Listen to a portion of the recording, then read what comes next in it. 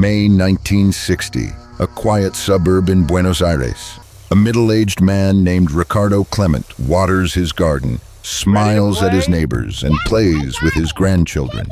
To everyone in the neighborhood, he is a quiet, respectable immigrant working at a Mercedes-Benz factory. In reality, he is Adolf Eichmann, the chief architect of the logistics behind the 20th century's most systematic tragedy. He lived freely for 15 years while the world believed he was dead or a ghost. He wasn't hiding in a bunker or a cave. He was living in plain sight, protected by a shadow network that reached into the highest corridors of global power. This is the story of the Ratlines, a clandestine pipeline that allowed thousands of the world's most wanted men to vanish into thin air, suggesting that the end of the war was not a clean break, but a secretive transition where enemies became assets overnight. While the world celebrated the fall of the Third Reich in 1945, the men responsible for its darkest chapters were not all facing justice in a courtroom. Instead, many were being ushered onto luxury liners and cargo ships, their pockets lined with gold and their pockets filled with fresh, forged identities. These were not phantoms, they were neighbors, doctors, and family men who would soon be walking the sun-drenched streets of South America. The realization that thousands of high-ranking officials simply walked away remains one of the most unsettling puzzles of the post-war era. It suggests a level of organization and complicity that challenges everything we think we know about the post-war order. In the chaotic aftermath of the conflict, Europe was a landscape of rubble and desperation. Millions of displaced persons flooded the roads, making it the perfect environment for someone to lose their past. As the smoke cleared from the ruins of Berlin, the international community began to ask a terrifying question. Where did the architects of the regime go? The Nuremberg trials focused on the figureheads, the ones who couldn't run fast enough. But beneath that surface of public justice, a sophisticated subterranean pipeline was operating with surgical precision. This network functioned as a clandestine travel agency for individuals who should have been behind bars. It wasn't just a few lucky individuals slipping through the cracks. It was a coordinated exodus. The mechanics of this disappearance often began in the quiet, hallowed halls of religious institutions. Documents and historical inquiries have frequently pointed toward a specific path known as the Monastery Route. Travelers seeking to escape justice would arrive in Rome, often penniless and dressed in rags to blend in with the waves of refugees. There they would find sanctuary in certain monasteries and convents. It is suggested that these individuals were provided with Red Cross passports, often issued under false names but with legitimate stamps. The irony is staggering. The very symbols of humanitarian aid were allegedly repurposed to facilitate the flight of men who had spent years dismantling the concept of humanity. Whether this was born of misplaced charity, a misguided attempt to stop the spread of rival ideologies, or deeper, more transactional motives, remains a subject of intense debate. The motivation for such high-level assistance often boils down to the shifting tides of global politics. As the dust settled in 1945, a new shadow was falling over Europe. To certain Western intelligence agencies, the expertise of former high-ranking officers became a valuable commodity. There are lingering accounts suggesting that certain individuals were spared because they possessed intelligence on regional movements or specialized knowledge that the burgeoning Cold War era demanded. This created a moral vacuum where the pursuit of justice was weighed against the perceived needs of national security. In this atmosphere of pragmatism over principle, the Ratlines weren't just an escape route for the desperate. They were a strategic bridge used by various agencies to move human assets out of the reach of international law. Among those who navigated these dark waters, No name carries more weight than Adolf Eichmann. He managed to vanish for 15 years, living an unremarkable life in Argentina under his assumed name. His presence in South America was an open secret in certain circles, yet for over a decade, no one moved to apprehend him. This raises the chilling possibility that his whereabouts were known by more than just his family.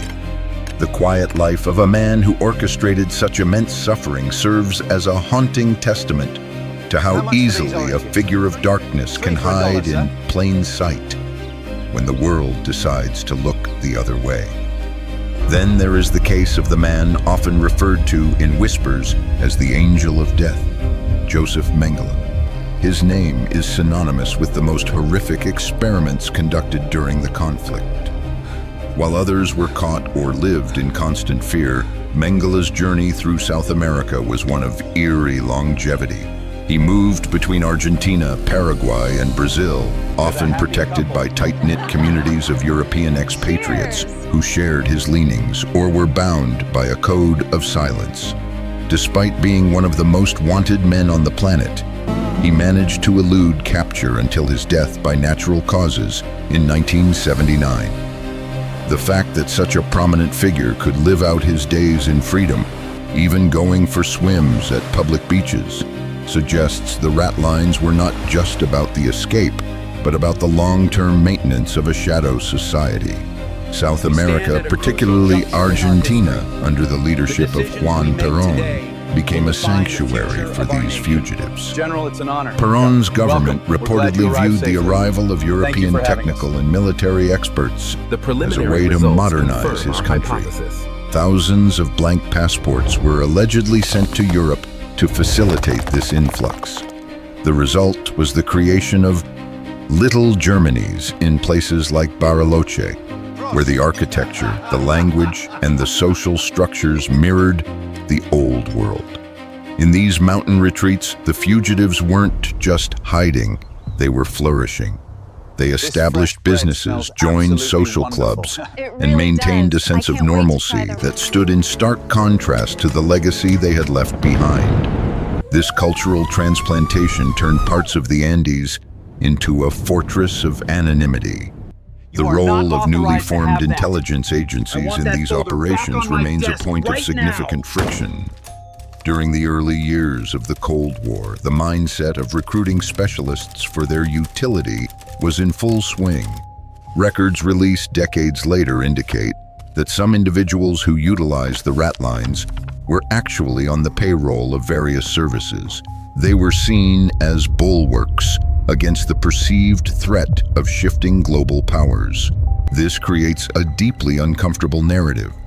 The same institutions tasked with building a new world based on democratic values were, in some instances, providing a safety net for those who had tried to destroy them.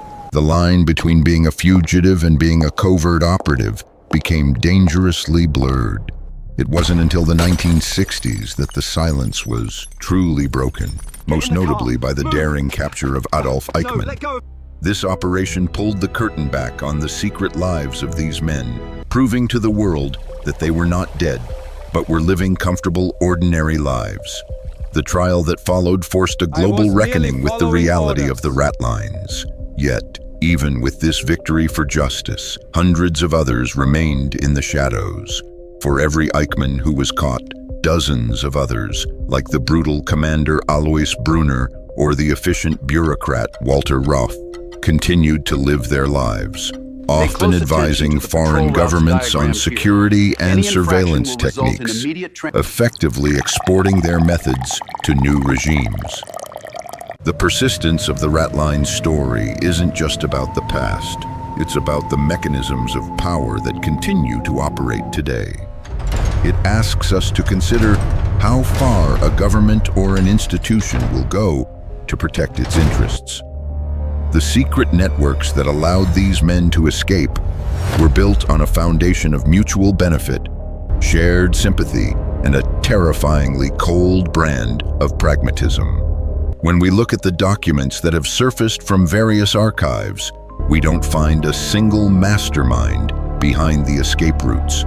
Instead, we find a fragmented but effective web of individuals, each doing their small part to help a fellow traveler, often under the guise of duty or necessity. There are still those who argue that the scale of the Ratlines has been exaggerated. They suggest that the majority of escapes were individual efforts born of luck and the general chaos of the era. However, the consistent use of the same routes, the same types of forged documents, and the same safe houses across the globe suggests something much more systemic. The logistics required to move thousands of people across oceans, provide them with new lives, and ensure their silence for decades is not something that happens by accident. It requires a level of institutional backing that is difficult to accept. It suggests a world where the monsters and the figures of authority occasionally shake hands behind closed doors. The psychological impact of this history is profound.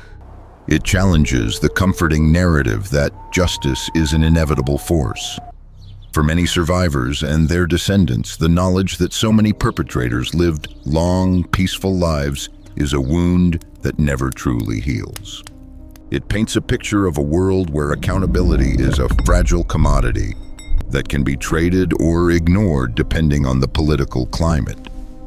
The Ratlines represent a failure of the international community to follow through on its promises, a moment where the desire for stability and strategic advantage outweighed the moral obligation to hold individuals responsible for their actions. As we look back through the lens of modern research, the mystery of the Ratlines continues to offer new revelations. New files occasionally emerge from South American police archives or European intelligence vaults, shedding light on just how deeply these men were integrated into their new societies. We learn of secret meetings in the jungles, of hidden financial accounts that remained active long after the conflict, and of mysterious figures who acted as couriers for the Brotherhood of Fugitives. Each new piece of information adds a layer of complexity to the story, moving it further away from a simple tale of escape and closer to a complex narrative of global collusion. The story of the Ratlines is a dark thriller that actually happened, a series of events that seem too cinematic to be true, yet are grounded in the harsh reality of post-war geopolitics. It is a reminder that the shadows of history are long, and that the truth is often buried under layers of official denial and institutional silence. The men who fled through these secret tunnels left behind a world in ruins, but they also left behind a blueprint for how to disappear, how to reinvent oneself, and how to find protection in the most unexpected places. Their legacy is not just the events they participated in, but the enduring mystery of how they were allowed to get away with it. Today, the physical trails of the Ratlines have mostly gone cold. The monasteries are quiet, the ships that crossed the Atlantic have long since been scrapped, and the men who once populated these networks have passed away. But the questions they left behind remain as sharp as ever. How many more stayed hidden? Who were the real architects of the escape? And perhaps most importantly, would we do it again if the political stakes were high enough? The Ratlines are more than just a historical footnote. They are a mirror reflecting the darkest impulses of human organization, the willingness to sacrifice justice on the altar of expediency. As we conclude this exploration into the shadows of the post-war era, we are left with a haunting image. A quiet street in a South American suburb where a man waters his garden and smiles at his neighbors. He is a pillar of his community, a man of faith and discipline, but in his desk drawer, hidden beneath layers of false papers, lies the evidence of a past that the world tried to forget and a network that ensured he never had to pay the price. The Ratlines were the exit route for the architects of the shadow, and for a terrifyingly large number of people, they worked perfectly. The mystery remains not in how they escaped, but in why the world let them. The answers are still out there, buried in archives that remain closed and in the silent memories of a generation that is fast disappearing, leaving us to wonder just how much of our history is built on secrets we were never meant to know.